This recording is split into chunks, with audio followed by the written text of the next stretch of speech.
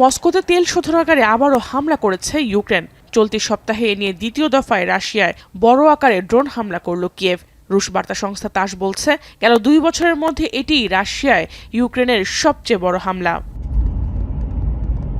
Reuters বলছে, মস্কোর দক্ষিণ পূর্বের কপত্তনা জেলার মস্কো অয়েল রিফাইনারিতে একটি ড্রোন আঘাত হানে। শহরটির মেয়র সার্গেই সেভিয়ানিন বলেন, মস্কোর দিকে আসা 550-র বেশি ড্রোন ভূপাতিত করেছে রুশ বিমান বাহিনী। হামলার জেরে এর মধ্যে মস্কোর বড় কয়েকটি বিমানবন্দরে সাময়িক বন্ধ করা হয়েছে ফ্লাইট চলাচল।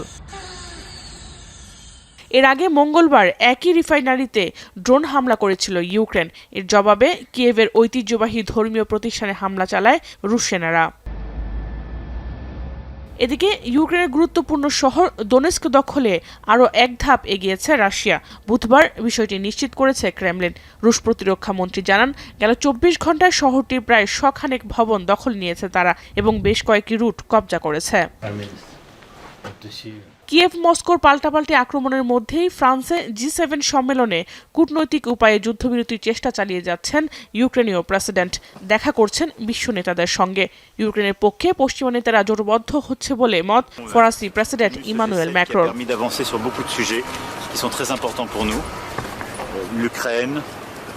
Le commerce international, l'intelligence artificielle, la paix au Proche et Moyen-Orient que nous soutenons depuis des mois.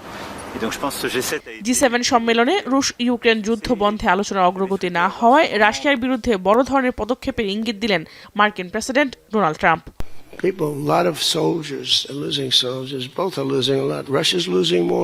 Jahanara Bhuiyan, এখন বিশ্ব।